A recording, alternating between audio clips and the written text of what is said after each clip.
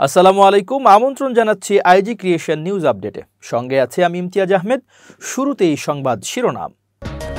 মুক্তি পেল না এটিএম আজহার, জামাত নেতাকর্মীদের মধ্যে হতাশা। সংস্কার নিয়ে বোধোদয় হলো বিএনপির। হাসিনা ও টিউলিপকে দেশে আনার প্রক্রিয়া শুরু, জানালো দুদক। এবার বিস্তারিত।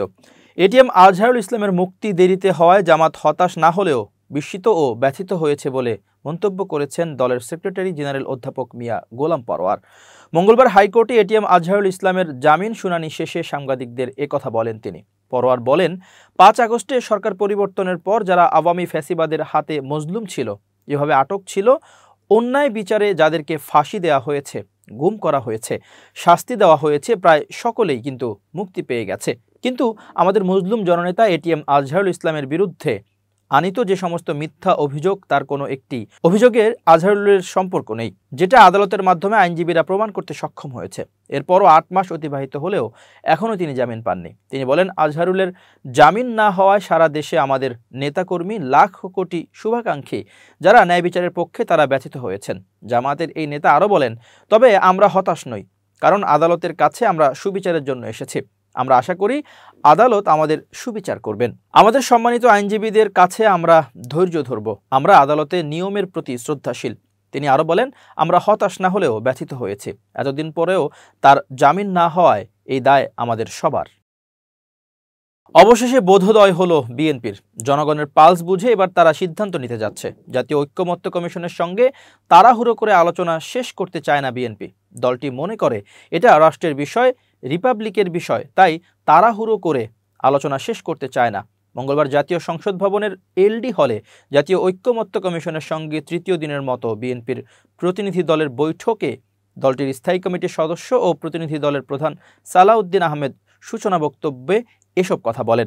সালাউদ্দিন আহমেদ বলেন, আমরা আলোচনাটি দ্রুততার সঙ্গে চাচ্ছি না, এজন্য যে এটা রাষ্ট্রের বিষয়, রিপাবলিকের বিষয়, এটা সংবিধানের বিষয়, তাড়াহুড়োর কোনো বিষয় নয়। যে সমস্ত সিদ্ধান্ত জাতীয় ঐক্যমত্য কমিশনের গৃহীত হলে বৃহত্তর কনসাস সৃষ্টি করতে পারবো, যা জাতীয় জীবনে মহান ভূমিকা রাখবে।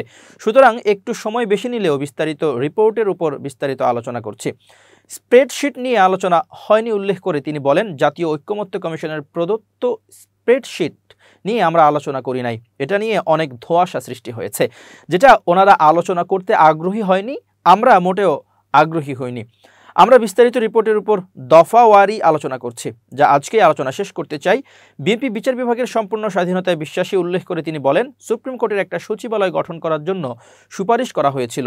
এটা সহ বিচার বিভাগের সম্পূর্ণ স্বাধীনতায় আমরা অঙ্গীকারবদ্ধ। তবে আমি বিচার বিভাগের সকল উদ্যোগকে আইনানুগ ও সাংবিধানিক হয় সে আহ্বান জানাবো। তৃতীয় দিনের আলোচনার বিষয় তুলে ধরে তিনি বলেন, আমরা বিচার বিভাগ, জনপ্রশাসন, দুর্নীতি দমন কমিশন ও নির্বাচন কমিশনের বিষয় নিয়ে আলাপ করে আলোচনা শেষ করতে পারবো।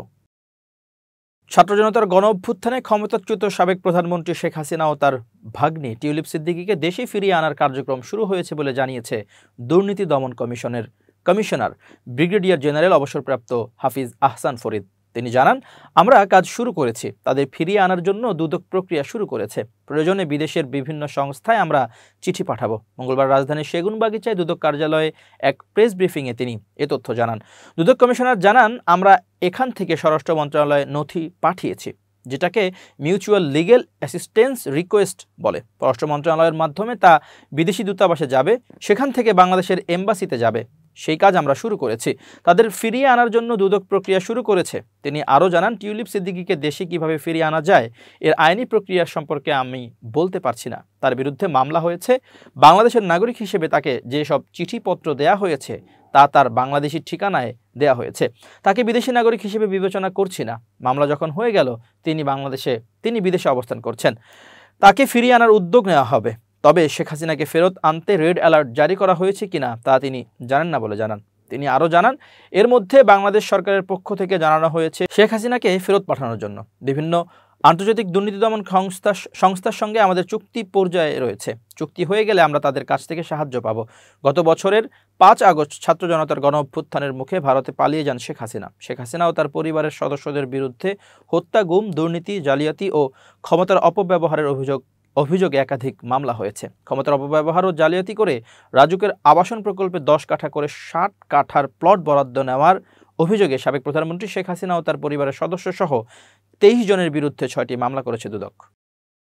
প্রিয় দর্শক, শেষ করছি আইজি ক্রিয়েশন নিউজ আপডেট। আজ এই পর্যন্তই। ভিন্ন খবর নিয়ে দেখা হবে আগামীকাল। নিজেকে আপডেট রাখতে সাবস্ক্রাইব করুন চ্যানেলটি, নিয়মিত লাইক, কমেন্ট ও শেয়ার করে ছড়িয়ে দিন সর্বত্র। সুস্থ থাকুন, নিরাপদে থাকুন। শুভেচ্ছা অগণন।